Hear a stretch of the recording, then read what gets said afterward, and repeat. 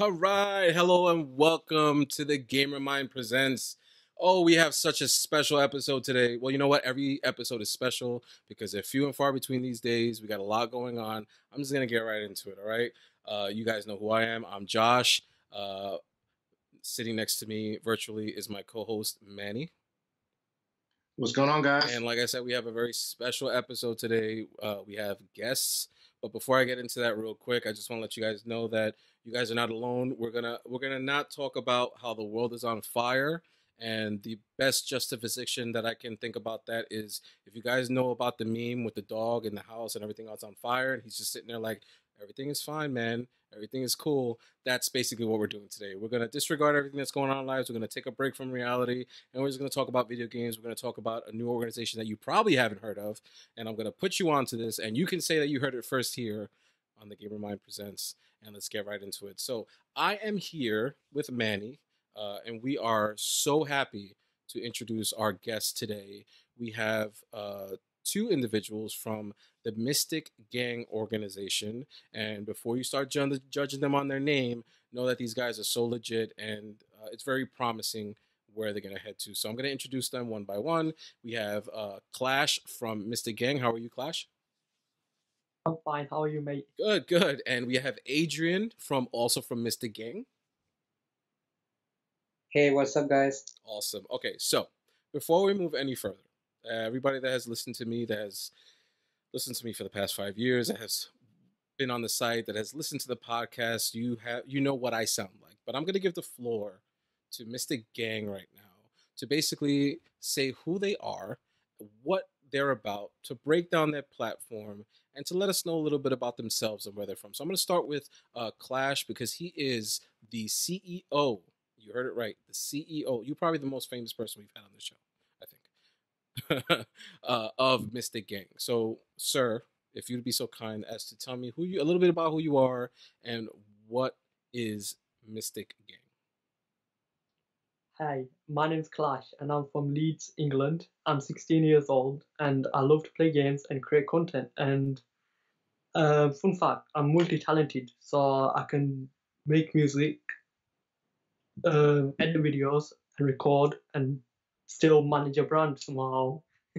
I've grown up playing sports and playing football and other soccer and stuff like that for you American fans. uh, and my favorite console of all time is probably a Game Boy because it's still really special console after all of these years. Like people still rock with a Game Boy, if you know what I mean. All my Absolutely. Game Boy fans. And it's weird that I can still go on the subway or public transportation and see somebody either with a Game Boy Advance, a Game Boy Color, or very rarely I still do see it, the OG brick, gray brick that was the original Game Boy. So that is pretty cool. So let's digest a little bit what Clash said. He said he's 16. He's basically probably the youngest CEO that I've ever known personally. But it's very before you write him off as him being too young, not knowing what's going on. I've had personal conversations with him, and I've been involved in his organization just a little bit, very prematurely. But I want you guys to know that we don't discriminate between age, or you can be 5 or 50. If you got it, you got it, and if you got it, flaunt it, and that's what we're here doing today. I am so happy to have you on the show, and I just want you to tell me what made you, number one, start Mystic Gang, and two, what is what is Mystic Gang as a whole? Right, so before I start, like I'm an only child, so like I'm the only person in my house that's like a kid. So I used to be bored every day, and I was like watching YouTube, and this team called Sidemen. I don't know if you heard of them, but a bunch of guys from England that make content together. Like they've been doing it for the last decade or so, and I was so inspired by the chemistry and the way they make content and how they live together as a family. If you know what I mean. And being an only child, that kind of inspired me. I was like, one day I want to do something similar and inspire the world, as well as have a few friends that have my back. So that's what it started began, which was in early 2017. and I was like thinking of it all over, and like around about 18 we got together and we initially started off with a name first. Uh, I cannot deny there was lots of horrible names on the list. Like, let's not get into that. Mystic Gang was like one of my ideas because normally, if I have to break it down, a gang is referred to something negative, and we want to change that into something positive with a good meaning. So, like, this is a perfect name because what I'm trying to achieve is bring positivity and motivation to people who watch my videos and make them smile. So you alluded to the gang a name of Mr. Gang. And the fact of the matter is, we don't have to spend too much time in it. We understand that we live in a very, could potentially live in a very toxic industry, right? The gaming industry as a whole has not had the best reputation for being the most welcome, being the most willing to take on somebody under their wing. We've created, and I say we've because I've been around the block a couple of years. We've created this almost impenetrable that used to be impenetrable industry, right? But now, with groups like yours, and like I said, don't dismiss this guy because he's 16. I've seen him have conversations that deal directly with things like current events in the industry, the sexual harassment that Twitch and other organizations have been dealing with, the closing of Mixer. Like, these things are happening at a fast pace in only such a way that a certain type of person could follow. So when Clash is referring to these things as Mr. Gang being somewhat of a family, he means it.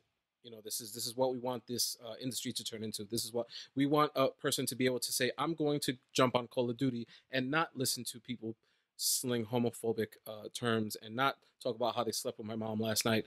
We want things to be welcoming, and the only way that we think that we can do that is that if we create a community with like-minded individuals who want to be a part of the same family and have nothing but love, sunshine, and rainbows, and have a good time playing video games, because that's what it's all about, especially in these times. So, thank you, Clash, for breaking it down for us. I appreciate it.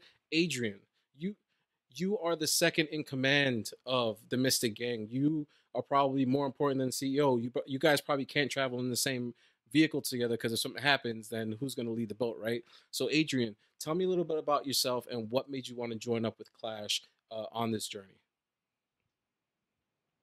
Well, I'm 16 years old as well.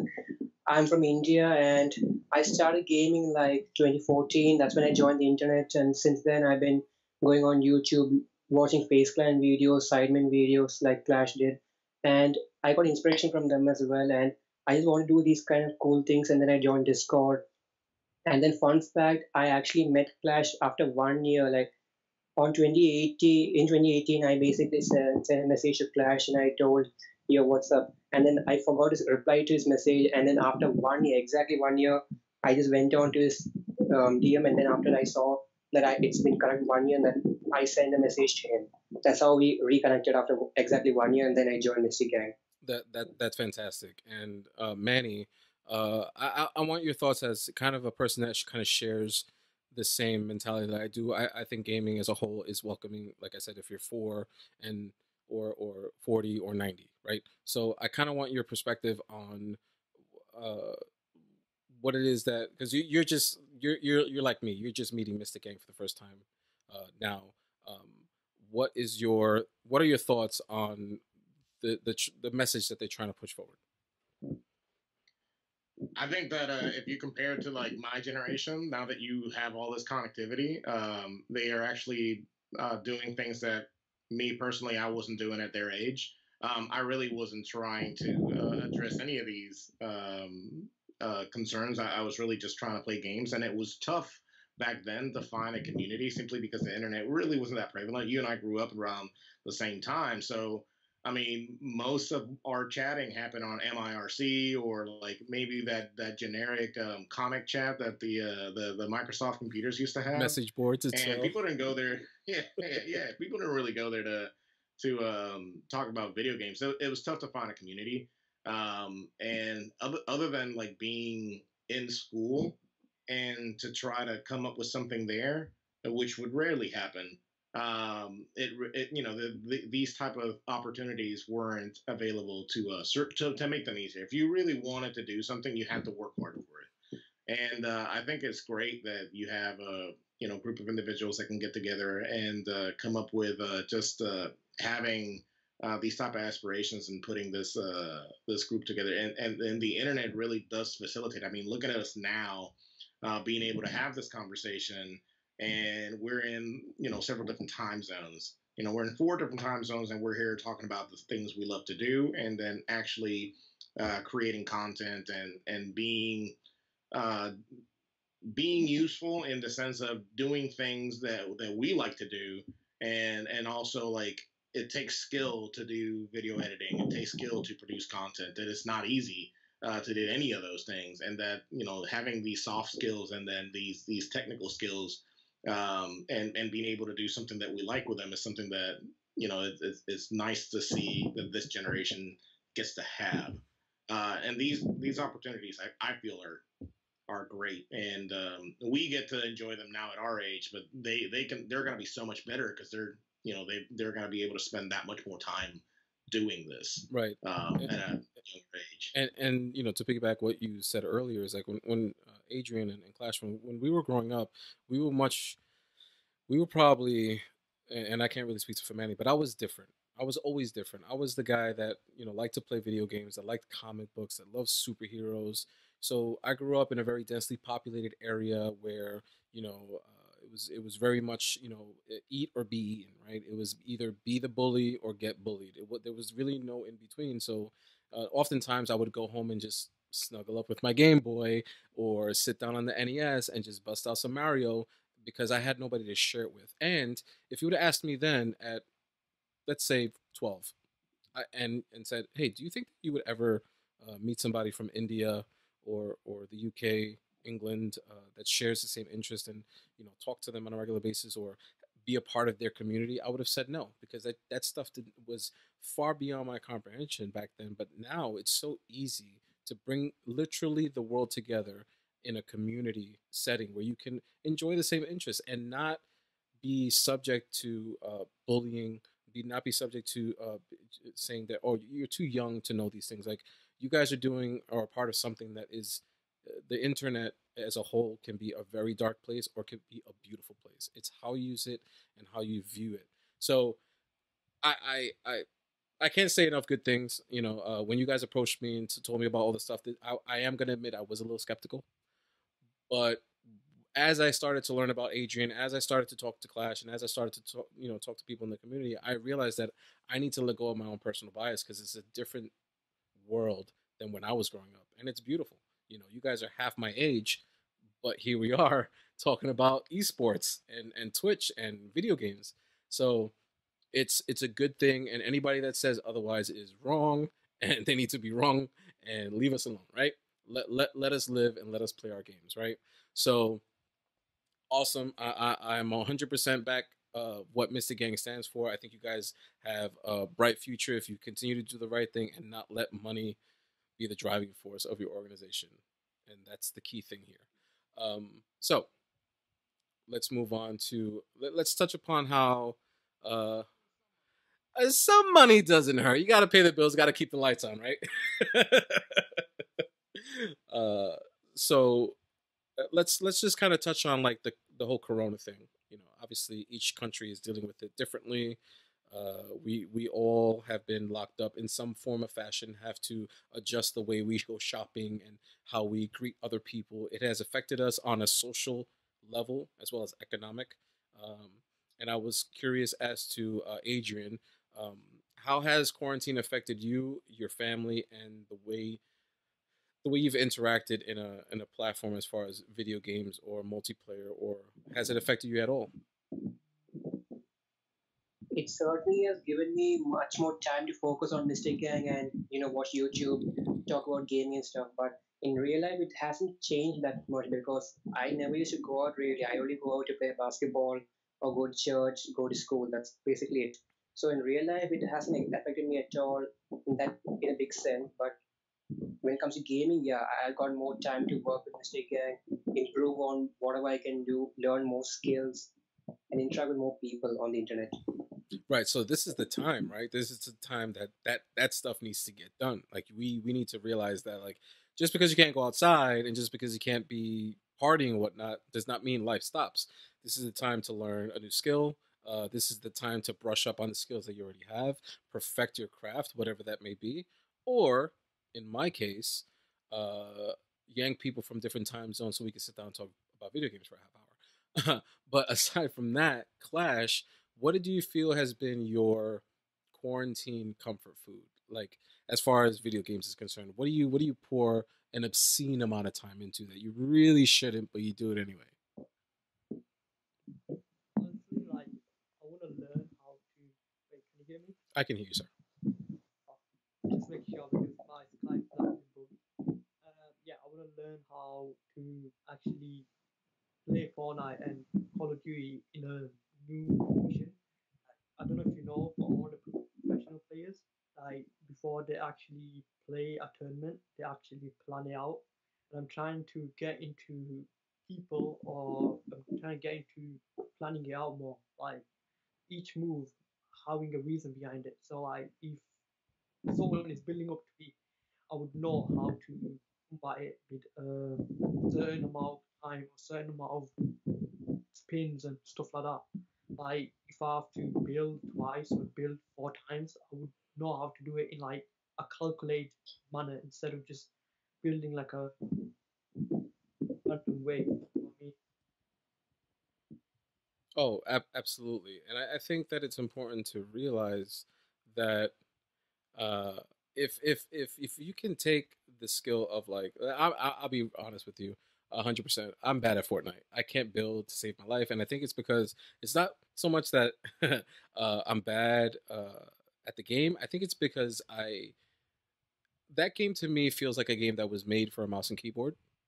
I don't know how to build fortresses after I get shot once, or and turn into like a hotel. It's like super hard for me to put two and two together. So I understand where you came from. So because for example, I've been trying to brush up on my Apex Legends skills, and there's one thing about sitting down and saying, okay, I'm just gonna kill a bunch of guys. I'm gonna kill a bunch of enemies, and I'm gonna see how my KD is in the call of the day.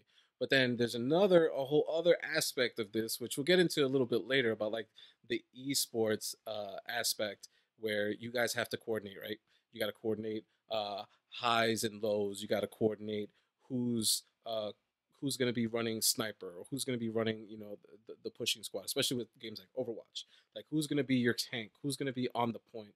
Who's going to be running around harassing the players? So there's a lot of like strategy there that I feel like if you're not into like YouTube and Twitch, you really don't see much of because that's where it matters, right? When you're a part of the esports economy, you have to like sit down and strategize. You see that a lot with games like Dota and League of Legends. I mean, they've been doing this for years. I mean, even before that, it was like StarCraft and uh, Warcraft. It was like those strategy intense games that you can look at a game like Call of Duty and say, "Oh, there's no strategy. You just got to be good with shots."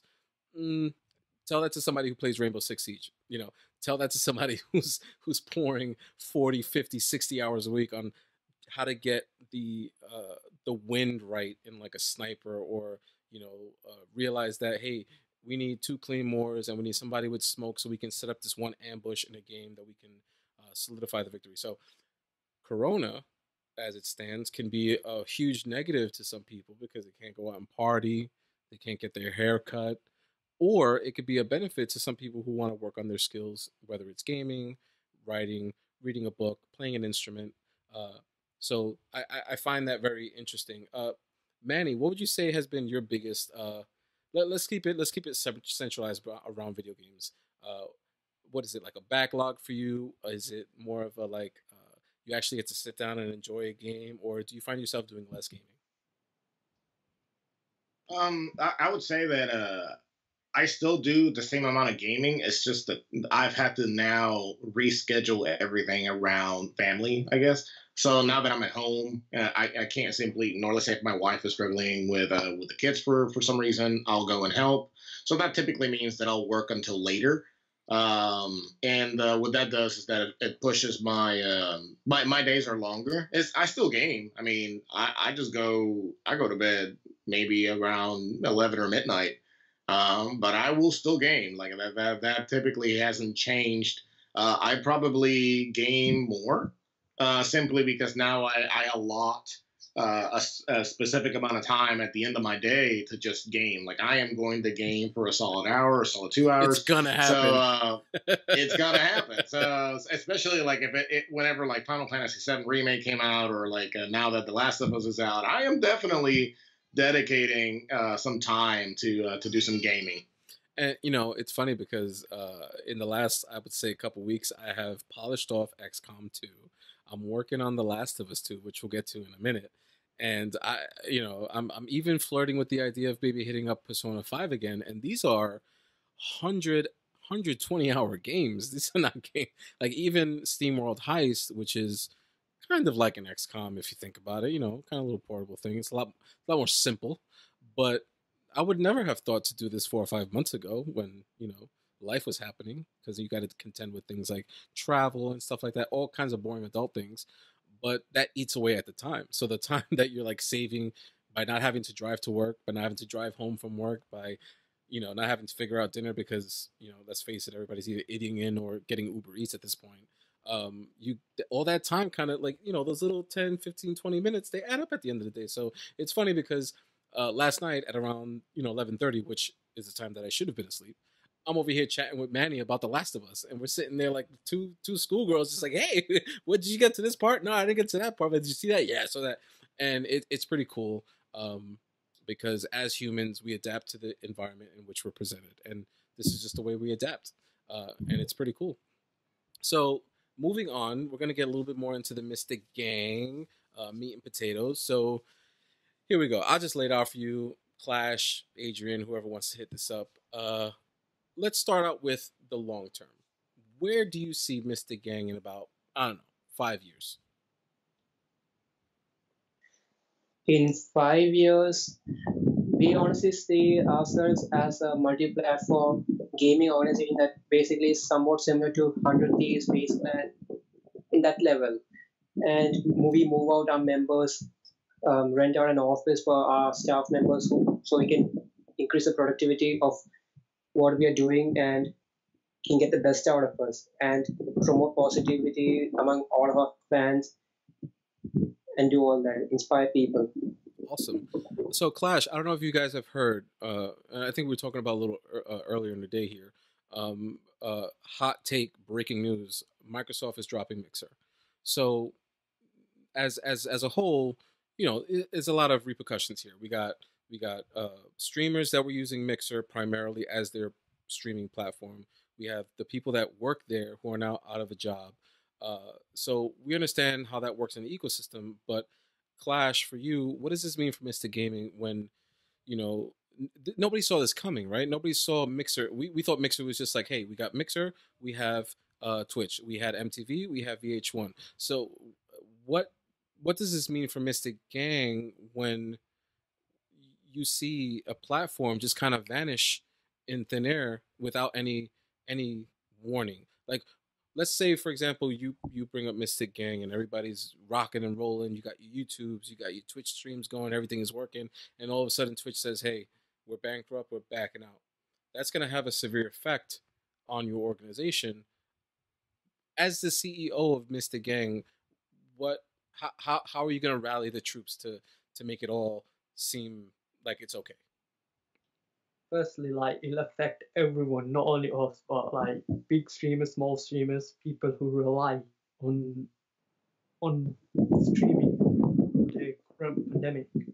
And the sad thing is like they did it out of nowhere. So like right now, I can imagine a lot of people going broke or going to probably get some kind of help from other people because their main source of income, which was streaming, because they might have got laid off or something, have just vanished. Like they're just so scary. Like there should be some guidelines that a company can't just like disappear, which affects millions of people, and not only us, but other people that are less fortunate, or people are signing deals with these $1 million brands. But with Misty Gang, like, firstly, we'll have more competition into it because everybody's coming back, migrating back to the old platform, which means that we need to defer our content from current streamers because we're going into an industry where, like, for instance, Ninja has been streaming for over 10 years, and we have to somehow make sure our audience sticks with us because of our content and how we inspire them, and how, like, we are different from other streamers and how we can motivate people to stay and watch us. But, like, back to my point, it's really wrong for Mixer just to vanish like thin air. Like, imagine, like, Google one day, the biggest search engine ever in the world, like, they get so many queries. One day it just vanishes. You just freak out because you're like, is this actually what that could happen to YouTube one day as well? And back to my point, in business world, they need to have big investors backing them up and make sure they have strong communication. And I'm not going into any of the conspiracies or any of the controversial stuff that been coming out in recent days. I'm just talking about in a business point of view. Like, if you're going to have a new brand that's live stream, you need to make sure that you have enough funds for it to pass out and not spend 30 million on one streamer and then a few months later you just go broke. Yeah, because we're not really talking about here. What we're really discussing is that we know the Shrouds, we know the ninjas, we know these people that they're contractually obligated to get some type of money, if not all of the money that they were promised from a huge organization. We're not talking about those guys. Those guys are fine. Those guys will be fine. Those guys can retire tomorrow. We're talking about the 98% of small streamers that now have nothing to fall back on, especially if they were using Mixer as their primary source of income. This is devastating to them. This is, they probably cashed in all their chips thinking, hey, Mixer's fine. It's Microsoft. Like you just said, Google, like some people might laugh at say, oh, Google never going to go out of business. That's not the case. I mean, I just did a statistics report the other day on the rise and fall of Blockbuster Video.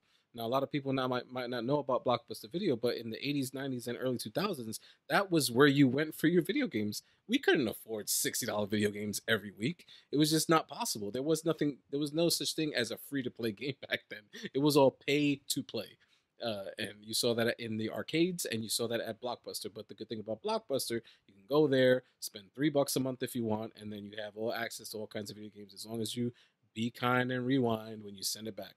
So we don't live in that age anymore. And just as you saw them rise to the tune of 6,000 individual stores throughout the United States alone, to the sharp decline once the competitors, Netflix showed up, they weren't able to improvise and adapt. They weren't able to see the oncoming tide, which to me lasted about 12 years. So if you ask me, they had plenty of time.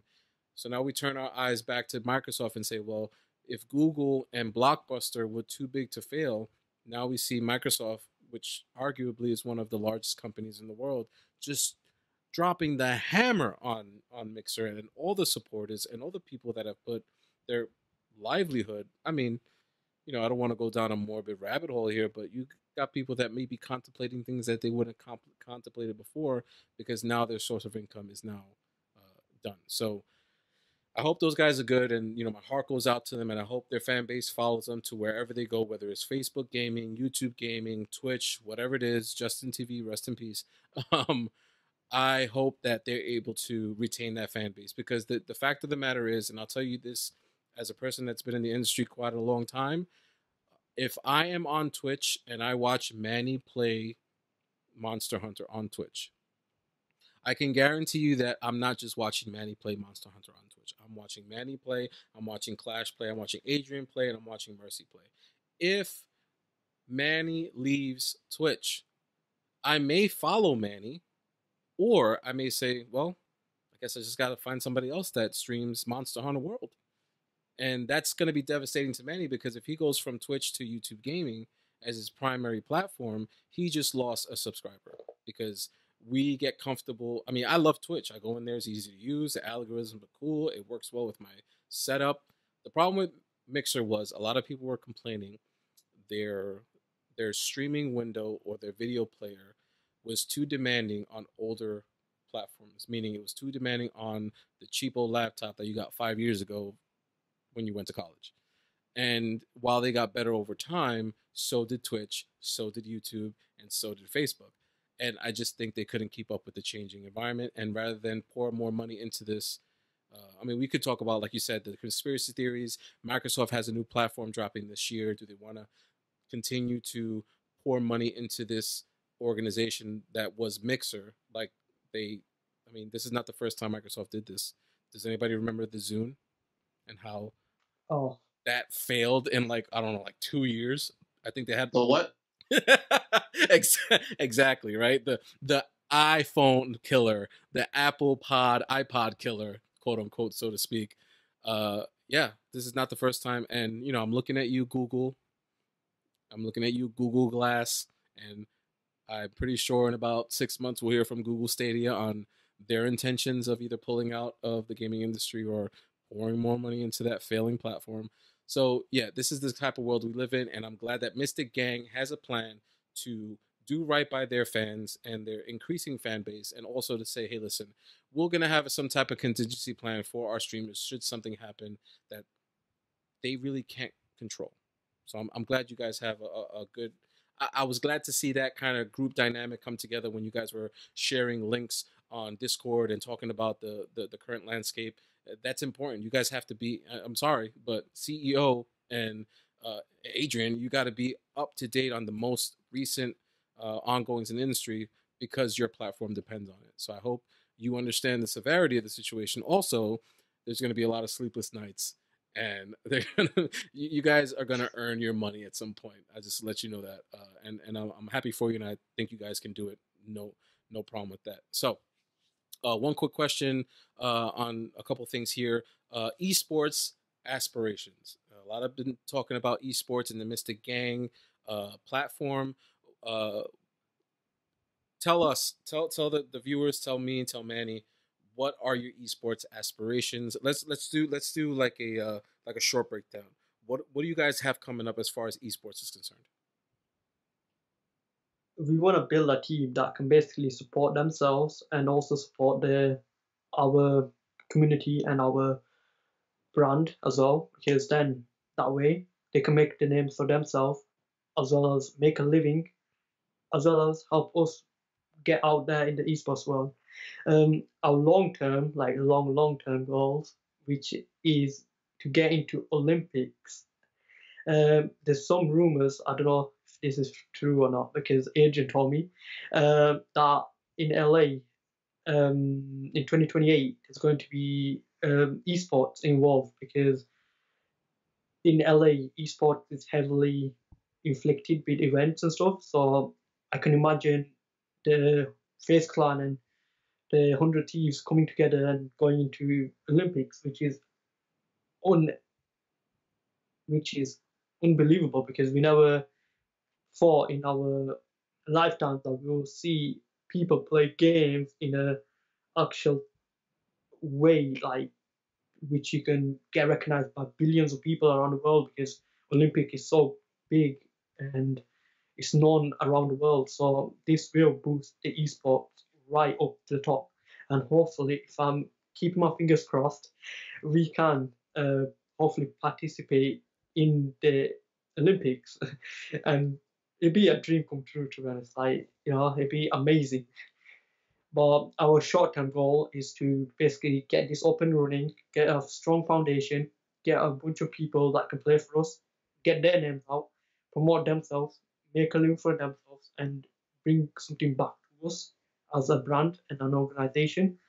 And we just want to cheer up the community, and we're going to be looking around for young, aspirational esports players, because believe it or not, almost 50% of the players in phase today are under 18, because the new ones, because such as Mongrel and High Sky, they're both aspiring young players, but just because of the age, like some people despite them.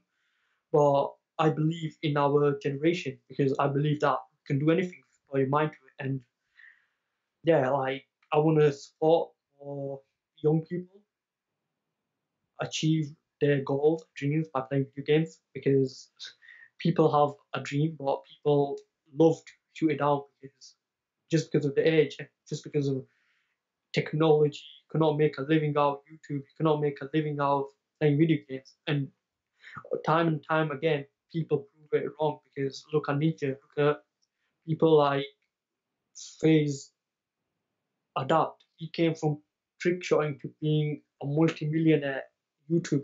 Like you can't make a living out of virtually anything nowadays. Like you could be a farmer making a living, or you could be a kid playing a video game. Exactly. And Manny, I know we've had this discussion before, both in private and as a part of a podcast. What are your thoughts on? I mean, I know that you and I'm not gonna. There's two prongs for me. I don't have enough time to sit there and watch a specific YouTuber play a specific game.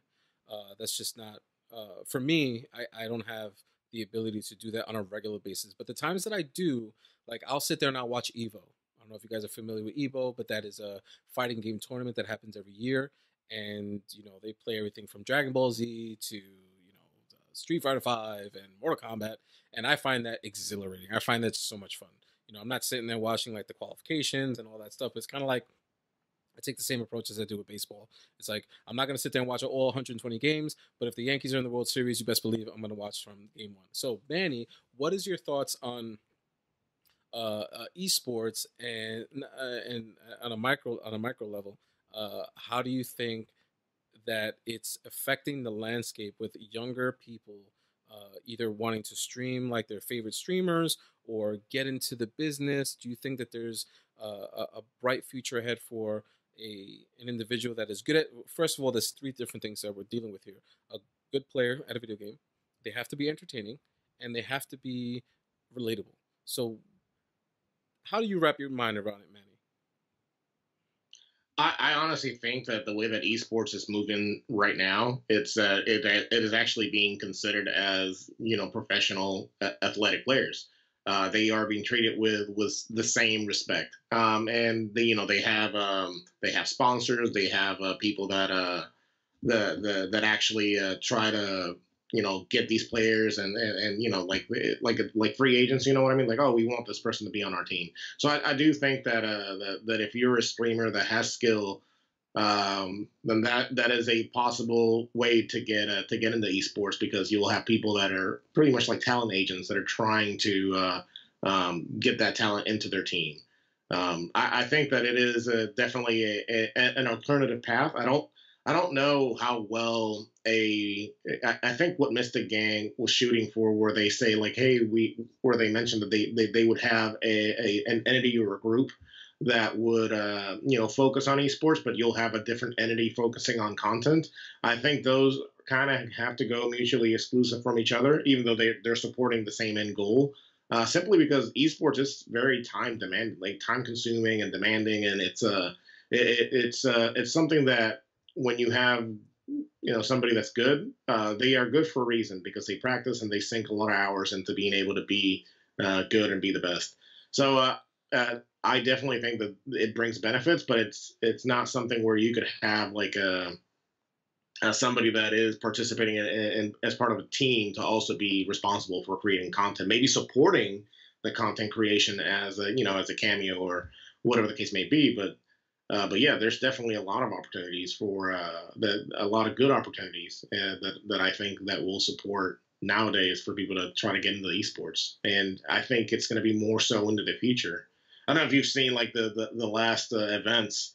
They're legit. I mean, they were getting packed. So this is something that is evolving into something a lot more serious, and more viable for you to get into. Yeah, it's not just Dota anymore. It's not just League of Legends. It's not just a bunch of, Asian, Korean, and some United States, some European countries. It's worldwide. I mean, you're seeing like Manny said, you're seeing thousands upon thousands of people, even at a local level, either playing Madden or they're playing FIFA. It's endless. You got people showing up to Tetris tournaments nowadays. It's not just that small pocket of people. You have 15, 16, 17, 18, 20 something year olds playing these games. Rocket League, they're playing for money. I mean, I don't know. I've been out of the Dota League for quite some time now, but the last I heard, the last international, the pot was something obscene, like $30 million or something crazy like that. Like that's a lot of money for anyone, like for an old person or a young person. So the fact that it's getting a lot of clout and it's getting a lot of attention is good for you guys. It's good for us.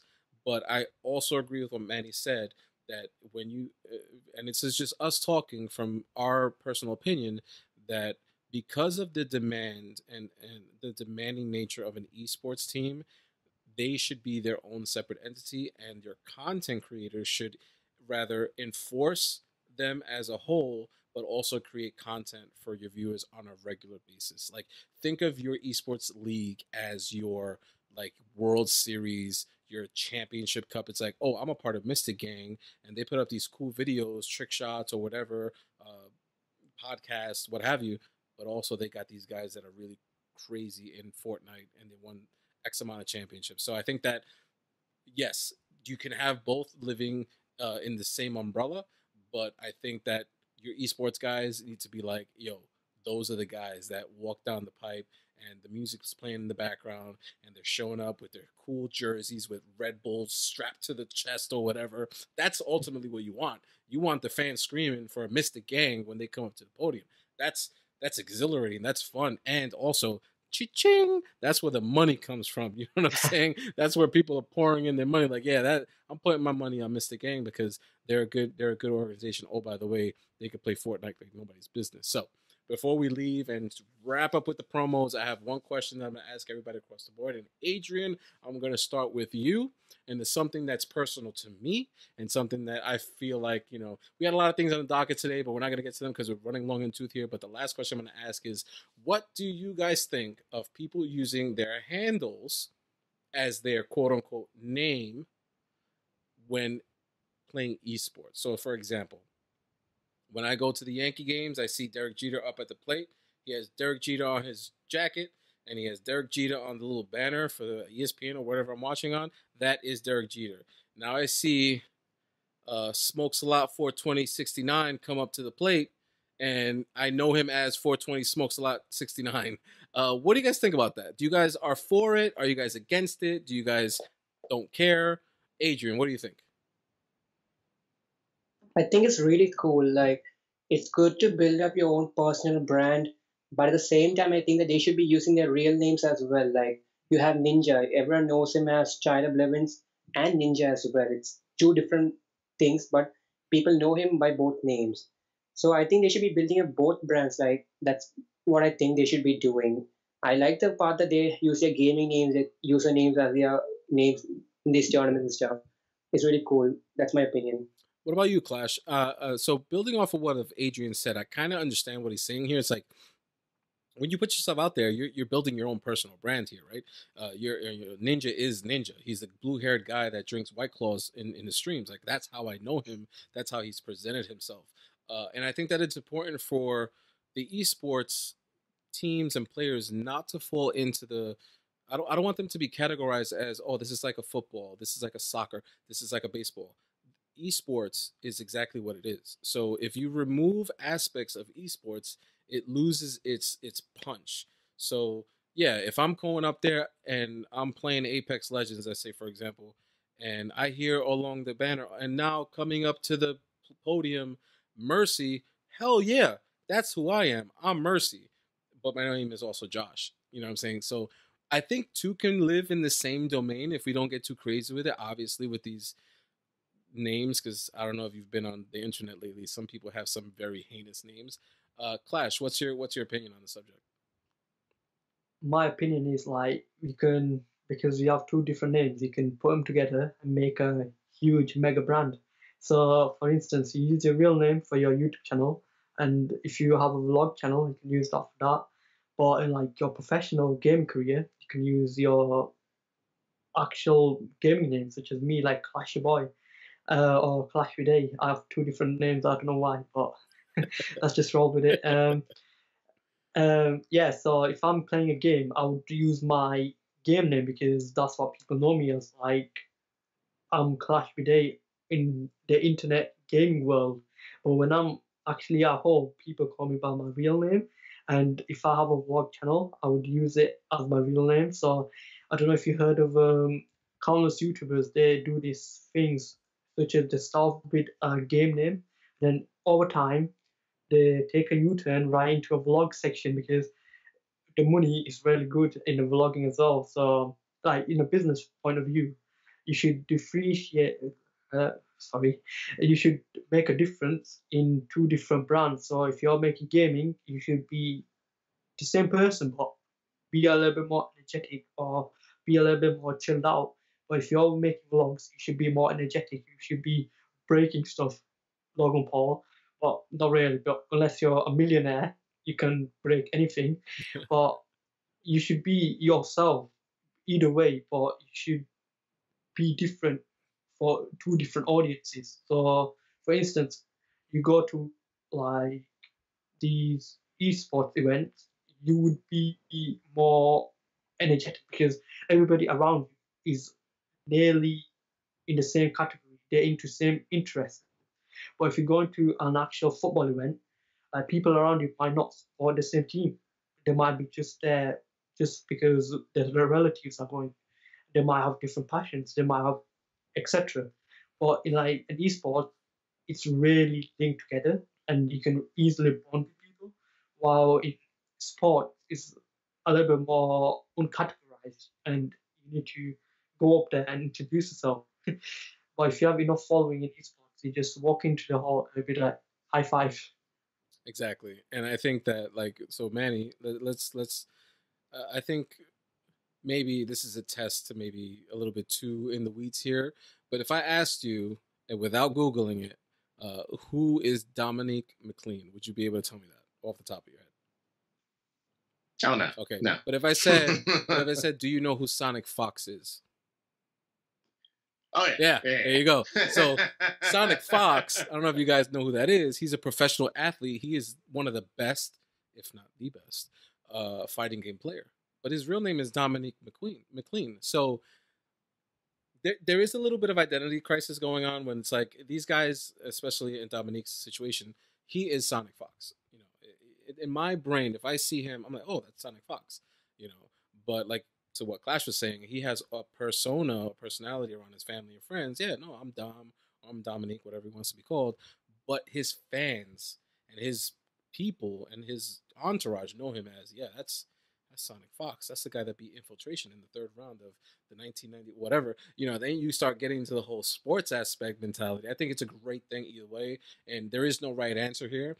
I appreciate you guys, you know, filling me in. I was just very intrigued as to how other people see this particular unique situation as it you know pertains to esports professional athletes. So that's pretty cool that everybody has pretty much the same ideology and same thought process. So as we're coming up on the 50-minute mark, I'm going to let you guys know this is way longer than I thought it was, but I had a blast. This was great. I'm so excited for Mystic Gang. I can't wait to see what comes up. And you best believe we will be promoting your content wherever we go because we are the Gamer Mind and we are of a same ilk. We're cut from the same cloth. We love to have video games as part of our lives, and you guys are doing a great thing. So we're going to wrap this up here with either Adrian or Clash promoting everything. Promote your social media, promote your website, YouTube, Twitch, Twitter, Facebook, whatever you want. Now's your time. Talk to the camera, talk to the mic, let them know where they can find you,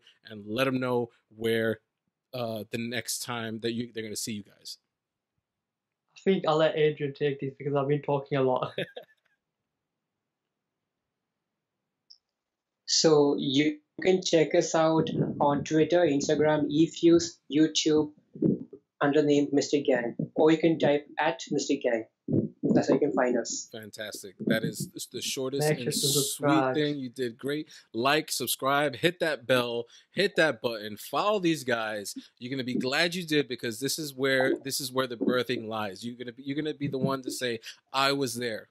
I was there when they were on They were only 16. They were CEOs, and here we are 10 years later, and we're at the Mystic Gang Stadium in Los Angeles, California. And, you know, that's what's going to happen. I have no problem with that. This is great. And as always, thank you, Manny, for being with us. You are my number 2.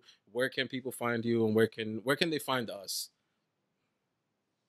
So they can reach me at Manny_the_great on Twitter. If they want to reach us, we're at the GM_X. If you want to hit us up on Facebook, we are the Gamermind X.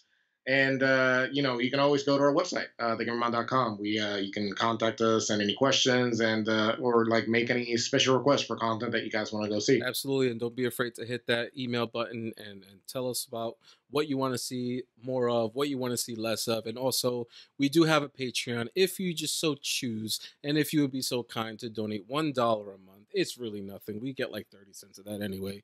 That helps us keep the lights on, keep the laptops running, keep the content flowing, even though it's been kind of slow. But, you know, the world is on fire. We do what we can. We thank you for joining us. I'm Mercy. That's Manny. Thank you for the opportunity to be on this podcast. Like, it's my first ever podcast, and I don't know how I did, but hopefully I did good. You did 100% good, Adrian. You were amazing. You guys did great. I hope this is the first of many, and we support you.